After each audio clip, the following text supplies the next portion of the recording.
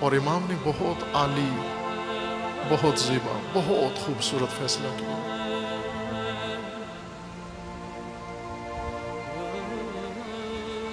بڑی دشوار منزلیں امام نے طے کی۔ عزیزان من، اب آپ توجہ فرمائیں۔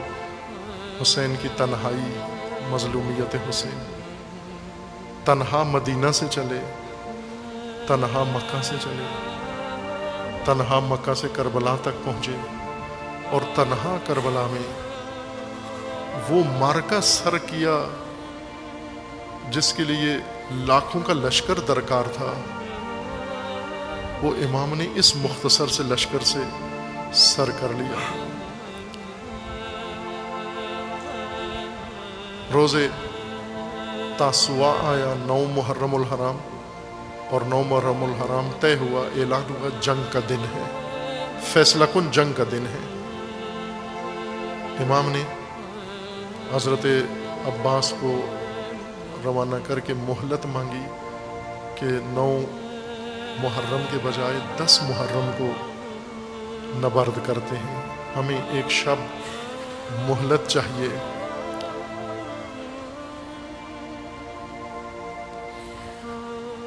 شب عاشور درکار ہے ہمیں۔ یہ امام نے مہلت لی۔ عزیزان، پس ذہن میں رکھنا، شب عاشور مہلت ہے، مہلت کی شب ہے۔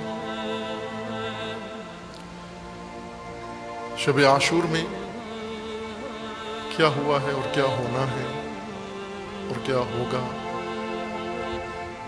جس طرح قرآن کریم میں لیلۃ القدر ہے، اللہ نے ایک شب سال کے اندر شب تقدیر، شب مقدرات بنائی ہے، اور مومنین کو حکم دیا ہے کہ آپ خدا کی بارگاہ میں اپنی تقدیر پیش کرو اور اپنی تقدیر منظور کرواؤ۔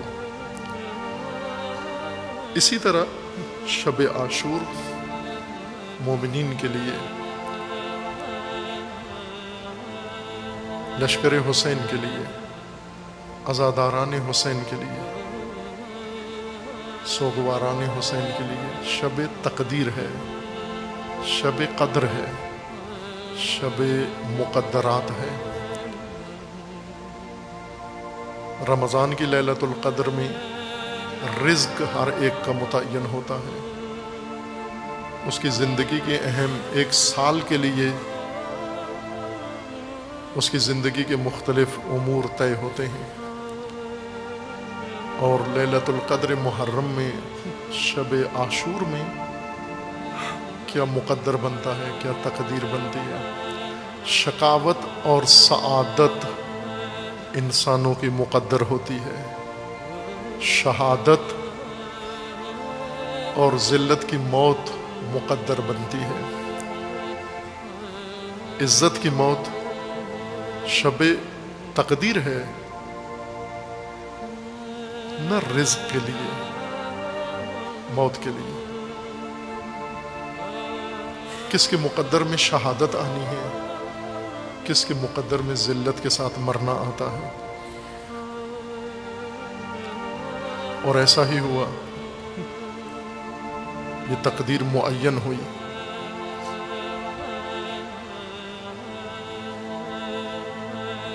شب عاشور امام علیہ السلام نے تمام لشکر کو فرما دیا، آخری شب ہے، کل سب شہید ہو جائیں گے، لہٰذا اسے آخری شب کے طور پر بسر کرو۔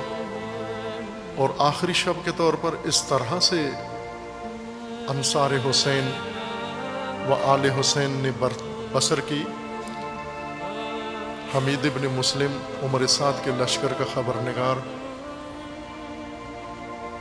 یہ نقل کرتا ہے، تمام شب خیام حسینی سے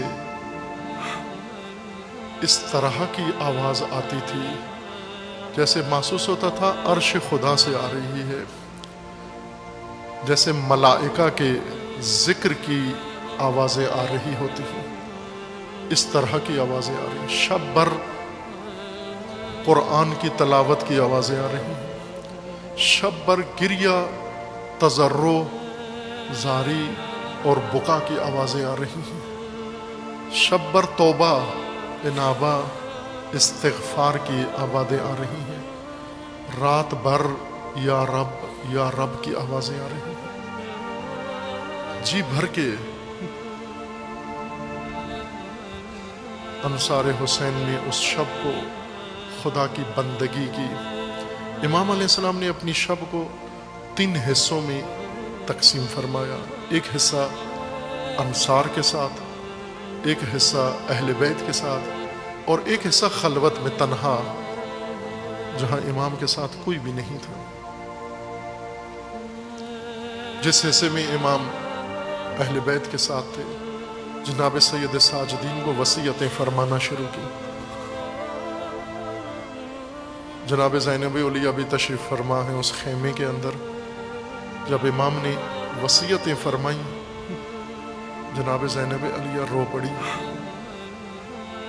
اور عرض کرنے لگی، بھیا آپ کی وصیتوں سے لگتا ہے آج آخری رات ہے، اس کے بعد ہم آپس میں نہیں مل پائیں گے۔ امام علیہ السلام نے فرمایا، ہاں بہنا، آج آخری شب ہے جو باہم گزار رہے ہیں، کل سے جدائی ہو جائے گی، ہمیشہ کی جدائی ہو جائے گی۔ یہ سن کر روایات میں ہے زینب علیہ بے ہوش ہو گئی، غشی طاری ہو گئی۔ بھائی کی شہادت سن کر سید الشہداء بی بی کو ہوش میں لائے۔ شہید مطہری فرماتے ہیں، اس شب سید الشہداء نے نہ جانے جناب زینب علیہ سے کیا فرمایا کہ بی بی میں بہت دلیری آ گئی، بہت شجاعت آ گئی، علی کی بیٹی علی بن گئی،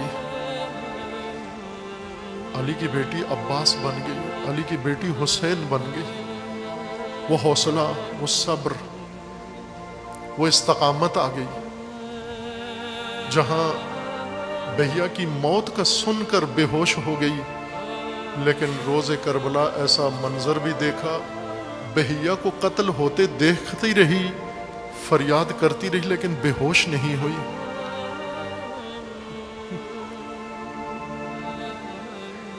بی بی سید الشہداء سے عرض کرتی ہیں، بھیا اگر کل جنگ ہے، نبرد ہے، رزم ہے، تو یہ انصار، یہ چند انصار جو ہمارے ساتھ ہیں، کیا یہ کل ہمارے ساتھ رہیں گے؟ ایسا نہ ہو کہ جب جنگ شروع ہو یہ بھی ہمارا ساتھ چھوڑ جائیں اور میرے بھیا کو دشمنوں کے اندر تنہا چھوڑ کے چلے جائیں۔ بھیا کہیں ایسے تو نہیں ہوگا؟ وہ انصاری جو خیمے کے باہر پہرا دے رہے تھے، زینب علیہ کی یہ آواز سن لی، سن کر روتا ہوا دوڑتا ہوا جناب حبیب ابن مظاہر کے پاس گئے۔ حبیب نے رونے کا سبب پوچھا، کہنے لگے حبیب غضب ہو گیا ہے،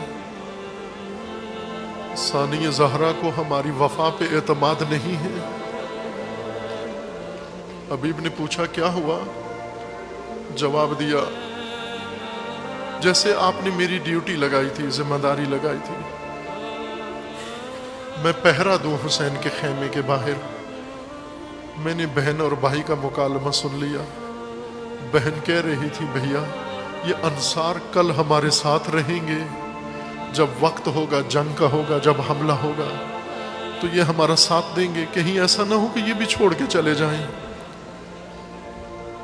حبیب ابن مظاہر نے جب یہ بات سنی، حکم دیا فوراً تمام انصار کو جمع کرو ایک خیمے کے اندر۔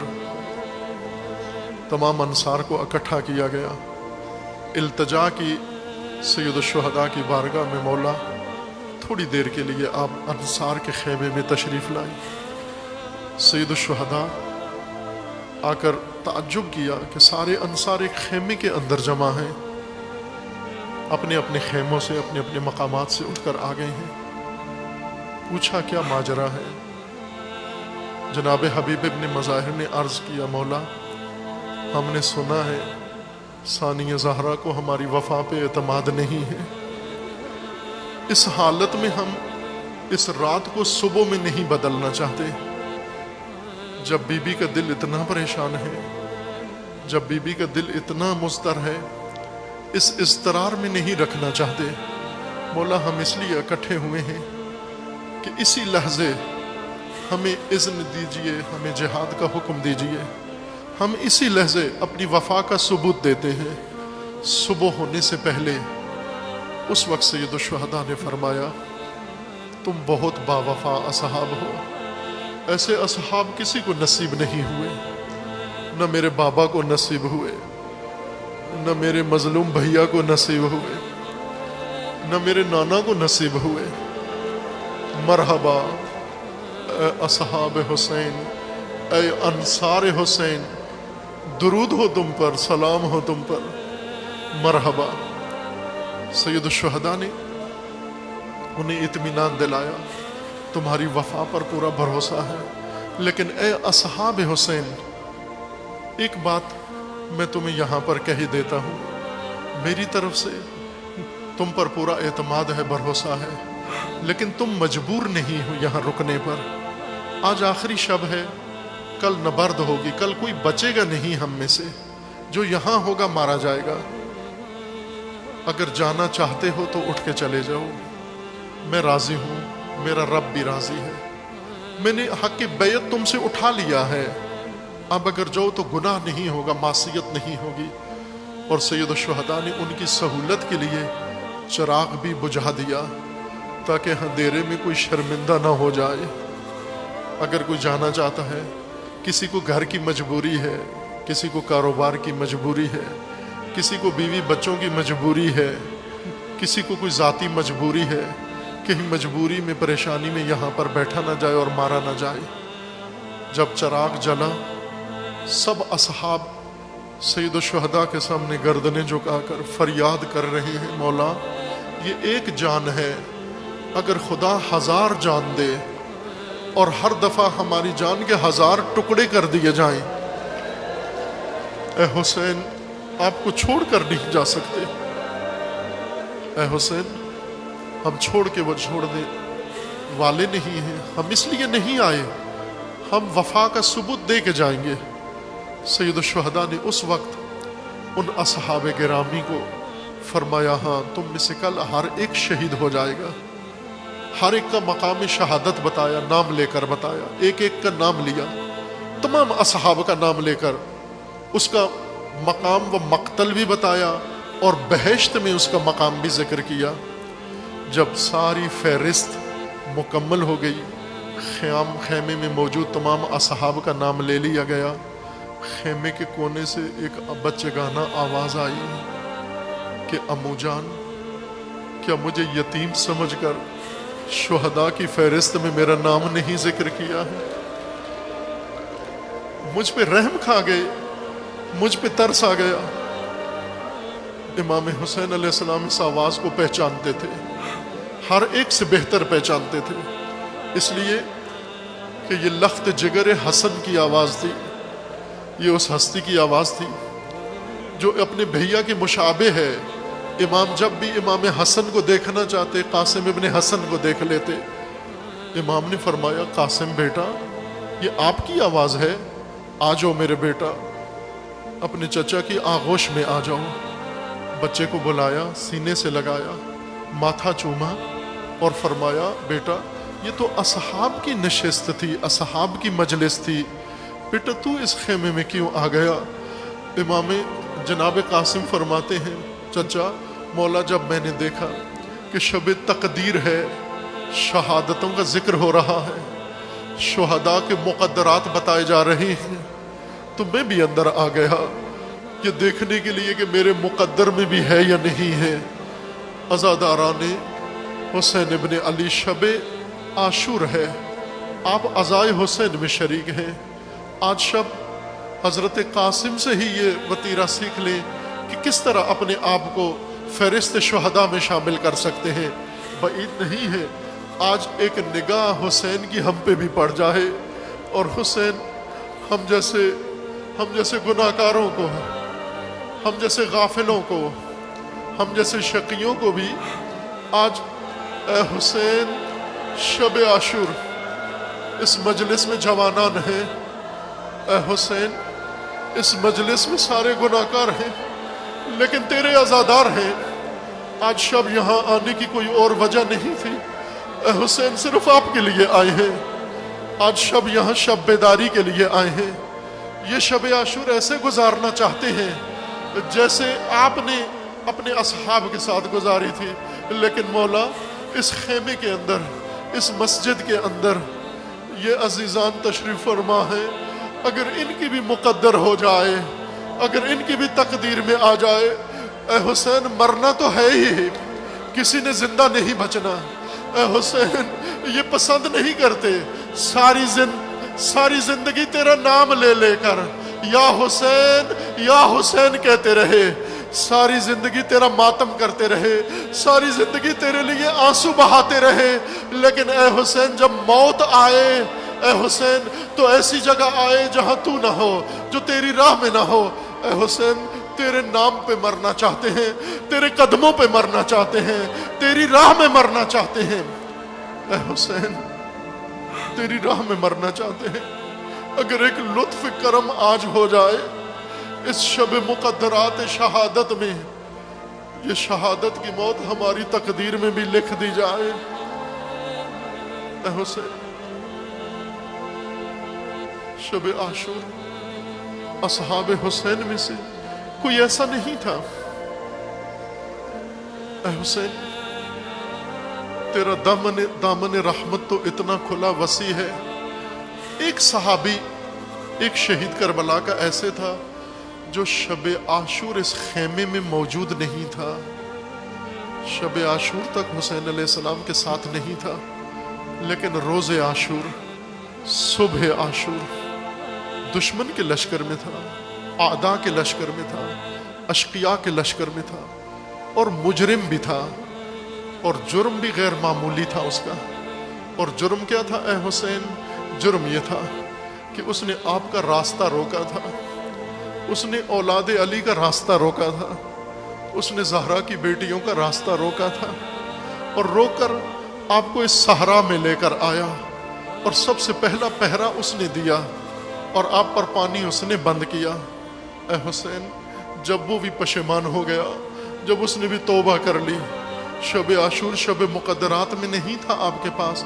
اے حسین ابھی اس نے آپ سے شہادت طلب نہیں کی، لیکن صبح عاشور یہ حر پشیمان ہو کر آپ کی بارگاہ میں آ گئے. اے حسین اتنے کریم مولا ہے آپ. اے حسین اس کو بھی معاف کر دیا، اپنے مجرم کو بھی معاف کر دیا، اور اس کی تقدیر میں بھی شہادت لکھ دی، اور اس کی مقدر میں بھی یہ شہادت، یہ اعزاز لکھ دیا. اے حسین ہم میں سے کوئی بھی حر جتنا گناہگار تو نہیں ہے، ہم میں سے کوئی بھی حر جتنا مجرم تو نہیں. اے حسین کوتاہیاں ضرور ہوئی ہیں، اے حسین غفلتیں ضرور ہوئی ہیں، اے حسین سستیاں ضرور ہوئی ہیں، اے حسین فرائض ضرور ترک کیے ہیں، اے حسین کبھی حق ادا نہیں کیا ہوگا، لیکن خدا شاہد ہے اتنا بڑا جرم نہیں کیا کہ اولاد علی کو لے کر انہیں صحرائے کربلا میں اس دشت میں آ کر محصور کر کے ان پہ پانی بند کر دیا ہو. حسین اگر کوئی اتنا بڑا مجرم بھی ہو اور توبہ کر کے تیری بارگاہ میں آ جائے تو حسین نہ صرف اسے معاف کر دیتا ہے بلکہ اس کے مقدر میں شہادت لکھ دیتا ہے. ایک نگاہ کرم آج اس مجلس میں بھی ہو جائے، ایک نگاہ کرم ہم گناہگاروں میں بھی ہو جائے.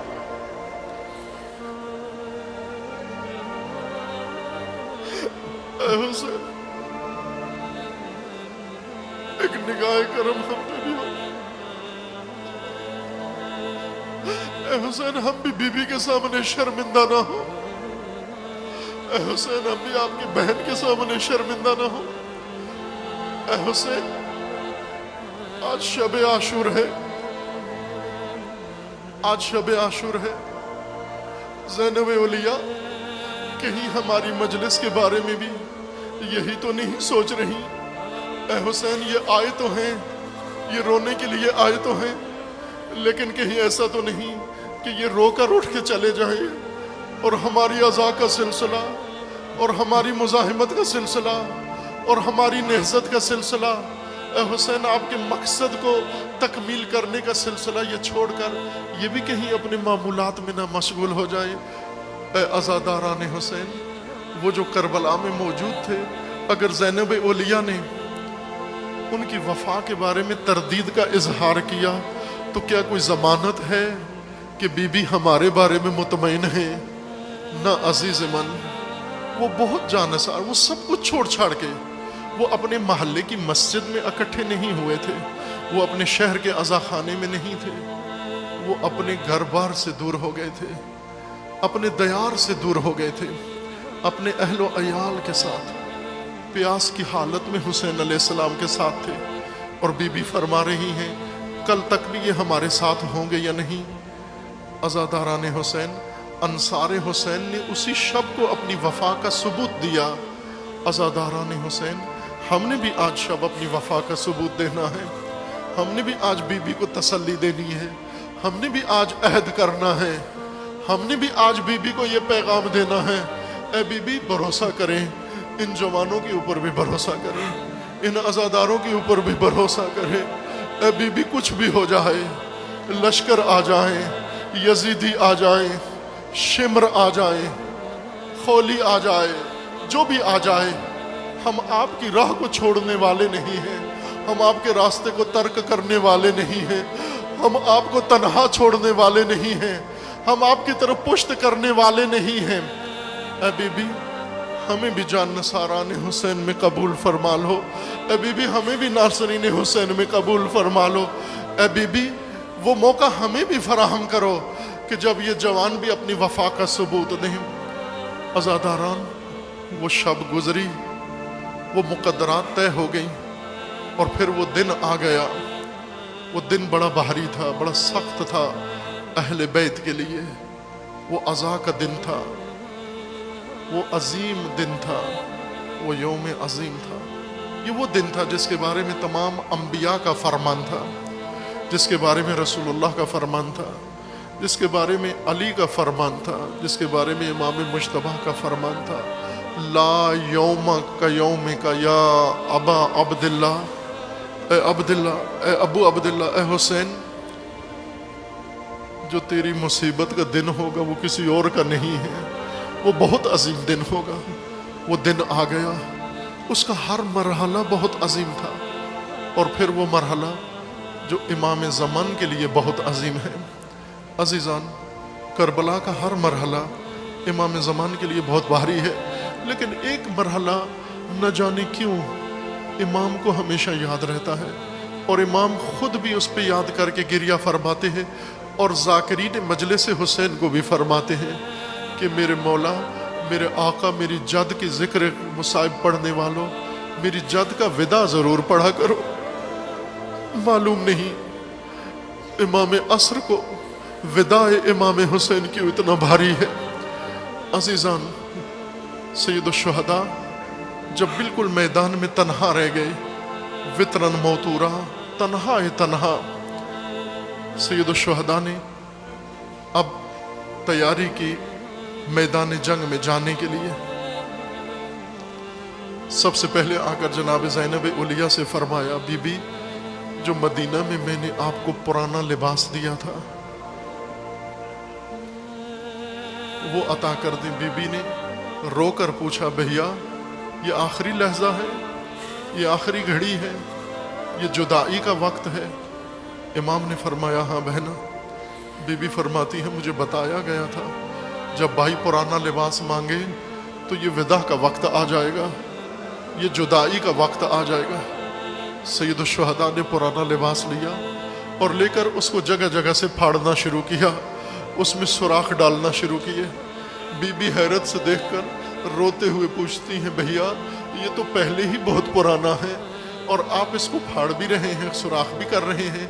سید الشہداء نے فرمایا، بی بی میرا دشمن بہت کمینہ ہے، بہت گھٹیا ہے، بہت حقیر ہے، مجھے معلوم ہے مجھے قتل کرنے کے بعد میری لاش کو لوٹ لیں گے، جب میری لاش کو لوٹنے آئیں گے میرا لباس بھی لوٹ لیں گے، میں اس لیے یہ پرانا لباس پہن رہا ہوں، پھٹا ہوا لباس پہن رہا ہوں کہ اس کو پرانا اور پھٹا ہوا سمجھ کر میرے تن پہ چھوڑ جائیں، اس لیے کہ میں پس مرگ بھی پس شہادت بھی عریانی پسند نہیں کر سکتا۔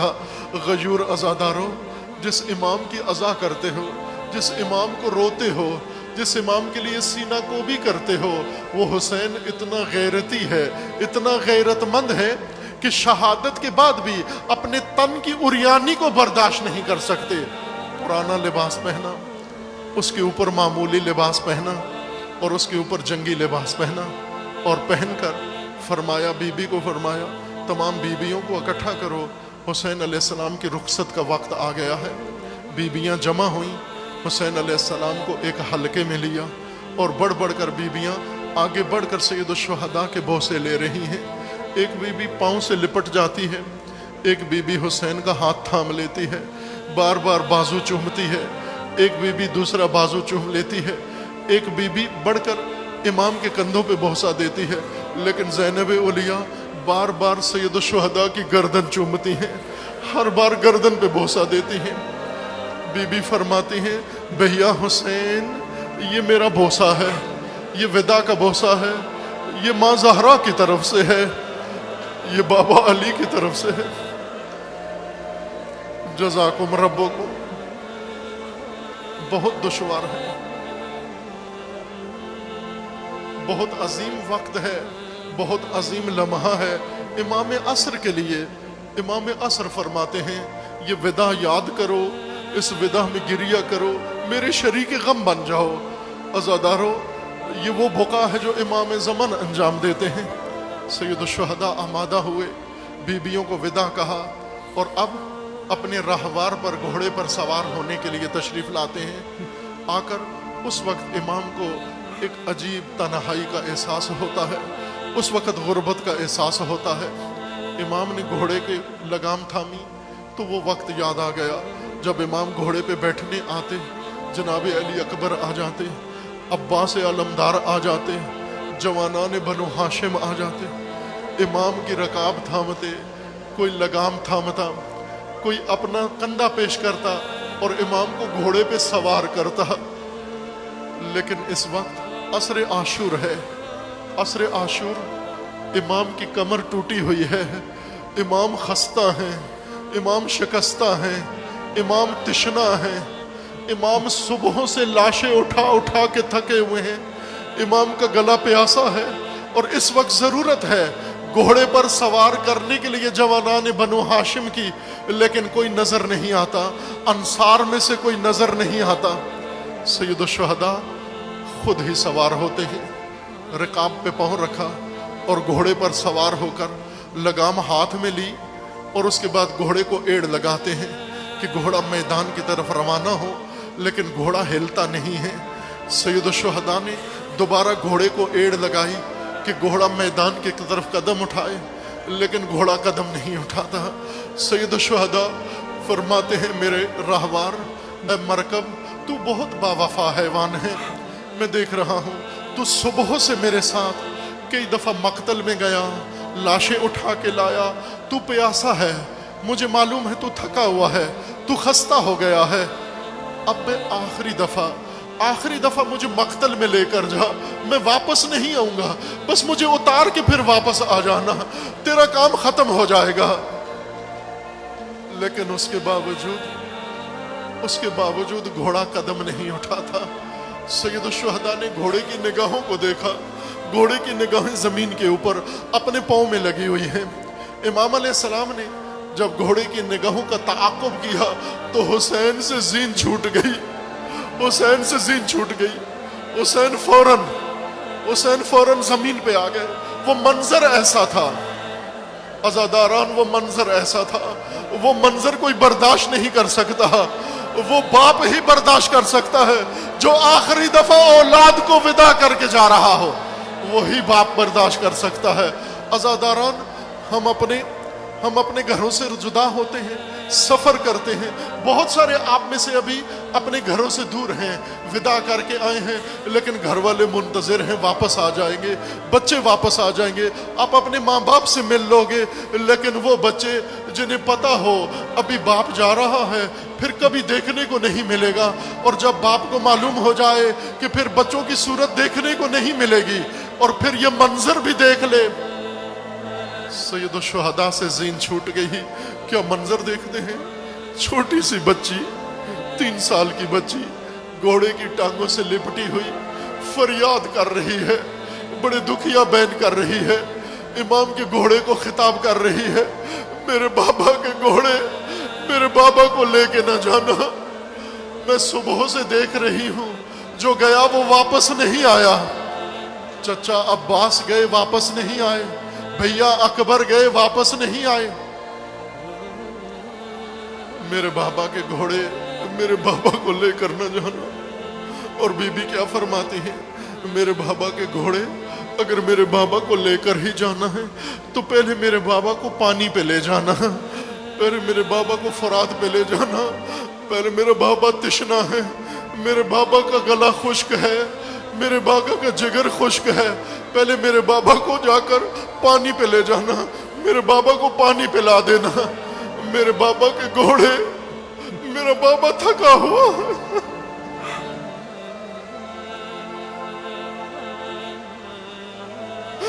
میرے بابا کے گھوڑے، میرا بابا خستہ ہے، بابا کے گھوڑے، جب میرے بابا کے گھوڑے میرے بابا کو اتارنے کا وقت آ جائے تو سنگلاخ زمین پہ پتھروں پہ نہیں اتارنا، ذرا نرم جگہ دیکھ کر اتارنا۔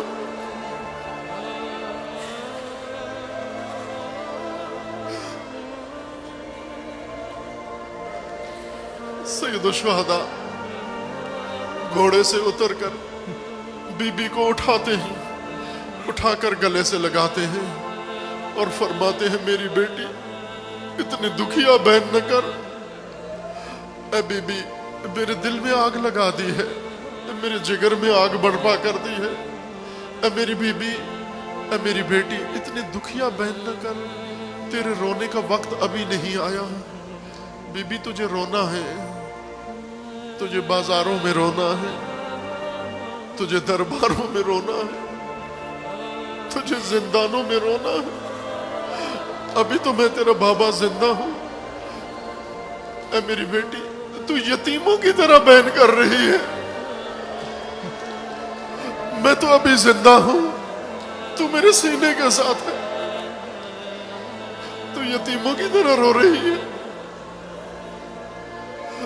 حسین علیہ السلام نے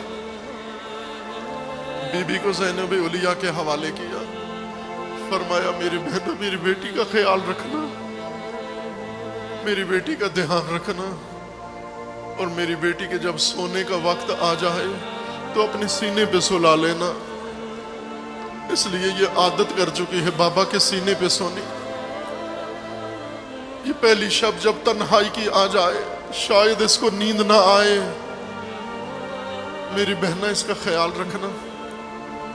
بچی کو حوالے کر کے سید الشہداء دوبارہ گھوڑے پر سوار ہوتے ہیں، سوار ہو کر بیویوں کو آخری سلام کہتے ہیں، اور سلام کہہ کر گھوڑے کو ایڑ لگائی، گھوڑا چند قدم اٹھاتا ہے، میدان کی طرف بڑھتا ہے، امام کو اپنے گھوڑے کے پیچھے قدموں کی آہٹ سنائی دیتی ہے، نگاہ موڑ کے چہرہ موڑ کے دیکھا، جناب زینب علیہ خیمے سے باہر آ گئی ہیں، اپنے بھیا کے گھوڑے کے پیچھے پیچھے چلتی ہوئی صحرا میں آ گئی ہیں۔ اجرکم ربکم جزاکم ربکم۔ حسین نے گھوڑا روک دیا،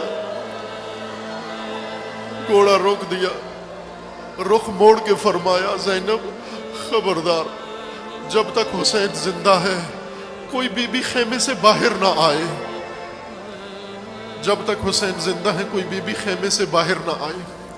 عزیزان، یہاں یہ ایک بزرگ عالم دین ان کا یہ فرمانا ہے کہ جب تک حضرت عباس علمدار زندہ تھے، حسین ابن علی کہ ساری توجہ مقتل کے اندر تھی. جب بھی کوئی انصاری یا ہاشمی میدان میں جاتا وہ ندا دیتا. بار بار حسین مقتل میں گئے. اسی دوران حسین علیہ السلام نے چند دفعہ جنگ بھی کی.